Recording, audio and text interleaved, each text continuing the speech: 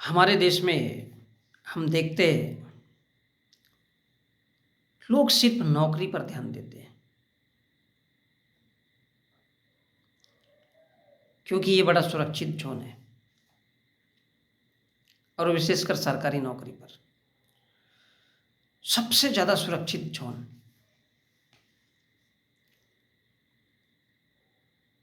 क्योंकि भारत की जो सामाजिक, आर्थिक, राजनीतिक परिस्थितियां हैं, उनका जो सामाजिक आर्थिक ढांचा है, वो बहुत अद्भुत दिशा में काम करता है।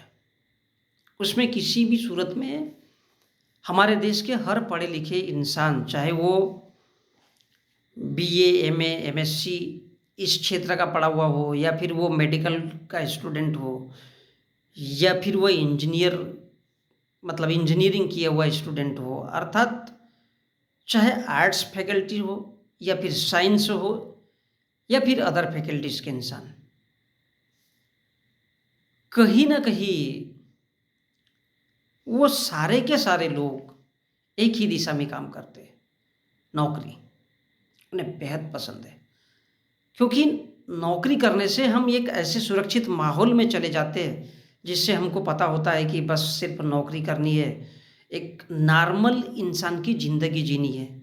यानी हम इंसान है या नहीं है, पूरी तरह से ये हमारी सोच को नौकरी ख़त्म कर देती है, पूरी तरह से। क्योंकि नौकरी में ये होता है, बस एक बड़ी हमारे देश में खूबसूरत सी परिकल्पना है कि एक सुंदर लड़की मिलेगी अगर आपके पास खूबसूरत नौकरी है, एक सुंदर लड़की। वैसे हमारे देश का वातावरण ही ऐसा बना दिया जाता है कि बस एक सुंदर लड़की ही सब कुछ है आपकी ज़िंदगी जीने के लिए, उसके अलावा कुछ नहीं। हम देखते हैं तमिलनाडु, केरल, आंध्र प्रदेश, कर्नाटक, ये जो जितना भी तमाम साउथ इंडिया का एरिया है, यहाँ की जो जलवायु है वो गर्म है। इस वजह से यहाँ के लोग, और उड़ीसा, यहाँ की जो जलवायु है वो अत्यधिक गर्म होने के कारण यहाँ के लोग सावले काले होते हैं। तो क्या वो इंसान नहीं है? लेकिन हमारे देश में ज़्यादातर हम देखते हैं कि टीवी, मीडिया, अखबार, हर एक चीज़ में उन हीरोइनों का जिक्र बहुत ज़्यादा होता है। और वो सिर्फ इसलिए होता है क्योंकि वो 2-2 किलो के सॉरी, एक से एक मतलब वो ऐड निकालते हैं। और वो बिजनेसमैन अपना फेयर एंड लवली हो या और भी दुनिया भर की क्रीम हो, उनका इस्तेमाल करता है। तो वो इस देश की महिलाओं को सिर्फ आकर्षित करने के लिए और इस देश के युवाओं को उनके पीछे लगने के लिए, ताकि स्त्री सुंदर लगे।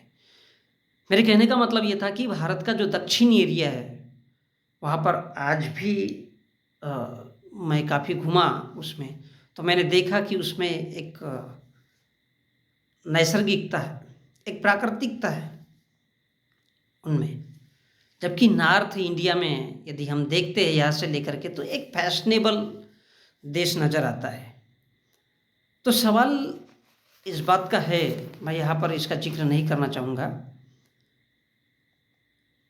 सवाल इस बात का है कि हम नौकरी को क्यों पसंद करते हैं।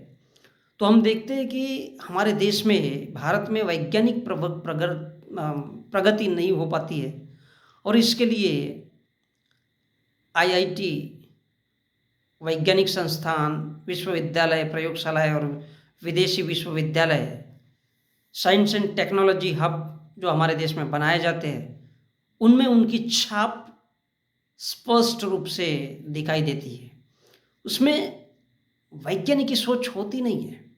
हम देखते हैं गरीब परिवारों के बच्चे कई छोटे मोटे खिलौने बनाते हैं और उनको खेलने के लिए मिलता है, तो उनमें तर्क कभी जागृत नहीं होता। शहर के लोग तो बड़े बड़े खिलौने दे देते हैं ताकि वो अपने बच्चों का बचपन में ही जो दिमाग है, जो तर्क होने की, सोचने की, समझने की शक्ति को बचपन में ही समाप्त कर देते हैं शहर के लोग। अब बच्चा बड़ा होकर के वही सीखता है, बस पैसा कमाना है और बहुत ज़्यादा कुछ नहीं। लेकिन ग्रामीण बच्चे, अब माँ बाप जब वो पैदा होते हैं, बड़े होते हैं, और जब माँ बाप के संपर्क में आते हैं, गली मोहल्ले में, तो वो वही देखते हैं, उसके घर के बाजू में एक भजन हो रहा होता है, किसी के घर के बाजू में सत्संग हो रहा है, और ये संगत के वजह से उस बच्चे का दिमाग घुस जाता है उसमें, और यही से वो बच्चे का दिमाग बंद हो जाता है। हम उसको सोचने समझने के लिए माहौल नहीं देना चाहते ताकि वह तर्क कर सके, उसके सोचने समझने की शक्ति। जब बच्चा छोटा सा होता है, हम उसको गोद में उठाते, बाप को या माँ को पूछता है, बेटा कि ये क्या है, हमको मजबूरी में बताना पड़ता है ये नाली है, उसके बाजू में बताना पड़ता है ये खेत है, उसके बाजू में बताना पड़ता है ये धान की खेती है, उसके बाजू में बताना पड़ता है कि हाँ ये अभी खेत गीला है, इसमें पानी है। तो ये जो वातावरण है, ये वातावरण ही इस देश में शिक्षा के दौर को कम या ज़्यादा करता है, और उस बच्चे के ऊपर छाप बड़ी होकर के जब जाती है तो वो सिर्फ नौकरी को पसंद करता है। उसको पता है एक टाइम आएगा, पैसा आएगा, और सारी की सारी जो मेहनत करनी है वो नौकरी के लिए करनी है, क्योंकि घर उसी से बना सकते हैं, क्योंकि हम छोटे लोग हैं। घर उसी से बनेगा, नौकरी करेंगे, दो पैसा आएगा, ज़िंदगी जीनी है, कौन सा बड़ा पहाड़ खोदना है। हर इंसान ये सोच सोच के आगे बढ़ता है, और इसलिए वो बहुत ज़्यादा तरक्की नहीं कर सकता। दुनिया में ऐसे बहुत सारे देश हैं जहाँ पर सबसे ज़्यादा एजुकेशन पे फोकस किया जाता है, लेकिन भारत में लोगों को किस तरह से बेवकूफ़, किस तरह से मूर्ख बनाना है, इस बात पर फोकस किया जाता है। अब इस देश में, इस देश के तमाम वो धार्मिक ग्रंथ शामिल हैं। हम देखते हैं हमारे देश में न जाने कितनी सारी यूनिवर्सिटीज़ हैं, कितनी सारी यूनिवर्सिटीज़ हैं, लेकिन उनमें से सोचने विचारने वाले बहुत कम लोग ही सामने आ पाते हैं, और ज़्यादातर लोग इस बात में घुसे रहते हैं कि इस दुनिया के लोगों को अंधविश्वास में कैसे उठाना है। अब देखिए, जो कि भारत की गरीबी का सबसे बड़ा कारण है, अशिक्षा। भारत में गरीबी है ये लोगों के कारण, क्योंकि वो उनके पास अशिक्षा है, और अशिक्षा इसलिए है क्योंकि वो अपने आप को संगठित क्षेत्र में देखना नहीं चाहते, वो आगे नहीं बढ़ना चाहते। इस देश के लोगों को गरीबी में रहना बहुत ज़्यादा पसंद है, बल्कि जानबूझकर उनको गरीबी में रहना पसंद है, क्योंकि उनका दिमाग बंद होता है। वो कभी वैज्ञानिक दृष्टिकोण से नहीं सोचना चाहते, वो कभी तर्क का इस्तेमाल नहीं करना चाहते, और इसलिए इस बात का फ़ायदा उठा करके कुछ ईसाई, कुछ हिंदू राष्ट्रवादी संगठन, कुछ हिंदू लोग, खुद को कट्टर हिंदू कहने वाले, और बाल योगेश्वर, ब्रह्मा कुमारीज, गायत्री परिवार शुद्ध रूप से अंधविश्वास, अज्ञान और चमत्कार उनके बीच बीच में बोते रहते हैं, और इस देश की जनता का मत परिवर्तन हमेशा कंटिन्यू लगातार करते रहते हैं, हर धर्म के लोग, और वो इस प्रकार से शिक्षा से दूर हो जाते हैं। इसलिए बड़ा आसान सा तरीका है, लोग सिर्फ नौकरी पसंद करते हैं। आपके सामने चमत्कार दिखा दिया जाएगा, आप खुश हो गए, आप अंधकार में जा रहे हो, आप बेवकूफ़ी में जा रहे हो, आप मूर्खता की ओर जा रहे हो। हजारों संगठन इसमें लगे हुए हैं, क्योंकि इस माध्यम से उन्होंने इस देश की जनता को गरीब भी बना के रखा है, लूटा खसोटा भी है, और उनको पागल भी बना के रखा है। और जब लोग पागल बने रहेंगे उनके पीछे, तो जाहिर सी बात है कि वो अपने मकसद में कामयाब होंगे, और ये देश गरीब बना रहेगा। तो गरीब इस देश का, चाहे वो इंजीनियरिंग का स्टूडेंट हो, चाहे वो वकालत किया हो, LLB किया हो, चाहे वो BSc, MSc, BA, MA, ये जो सारे फैकल्टीज़ के स्टूडेंट्स हैं, वो सारे के सारे एक ही दिशा में जाते हैं, और वो है अंधविश्वास में। अंधविश्वास अर्थात भगवान को मानने के तरीके में। कहीं बताया जाता है कि भगवान निराकार है, कहीं बताया जाता है कि उसका कोई आकार नहीं, कहीं बताया जाता है उसका आकार, ये सारी की सारी जो बेवकूफ़ी की बातें हैं, इस देश का इंजीनियरिंग का, इस देश का मेडिकल का, इस देश का पैरामेडिकल का या और भी क्षेत्र में, वो किसी भी क्षेत्र में पढ़ने वाला स्टूडेंट, वो अपना दिमाग लगाना ही नहीं चाहता।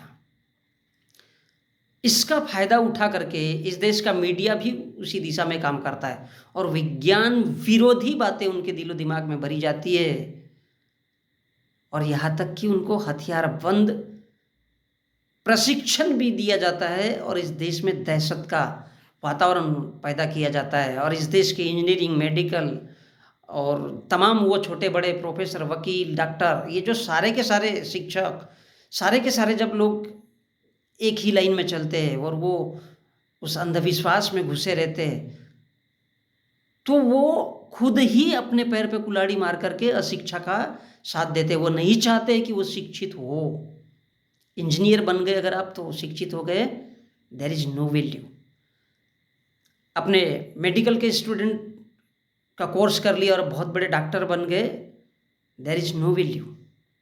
अगर आपके अंदर तर्क शक्ति नहीं है, लॉजिक नहीं है, अगर आपके अंदर वो सच्ची शिक्षा नहीं है, आप बड़े डॉक्टर तो हो गए लेकिन माथा कहाँ टेक रहे हो? एक मंदिर में। There is no value of education. आपने कुछ भी पढ़ाई लिखाई नहीं की। आपको सबसे पहले पहचानना चाहिए कि आपका दुश्मन कौन है। और इसलिए आदमी उच्चतम डिग्री लेने के बाद झक मार के क्या करेगा? वो वैज्ञानिक की नौकरी कर लेगा, एक डॉक्टर बन जाएगा, इंजीनियर बन जाएगा। वो अंदर से, वो दिखावे के लिए बाहर से वैज्ञानिक है, इंजीनियर है, डॉक्टर है, वकील है, लेकिन अंदर से